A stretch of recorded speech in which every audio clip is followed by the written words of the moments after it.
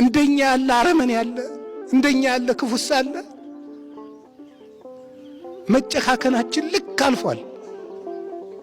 እግዚአብሔር ዛሬም ፀሐይን ያወጣል፣ ዝናብን ያዘንማል።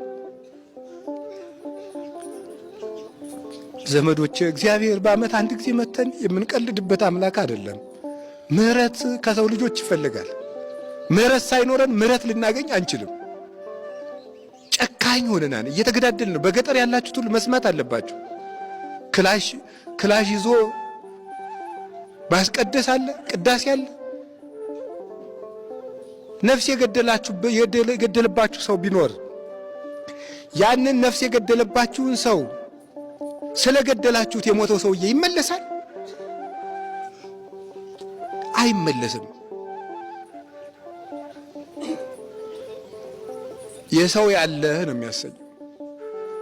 አምላክ የሞተለት ሰው ተናቀ።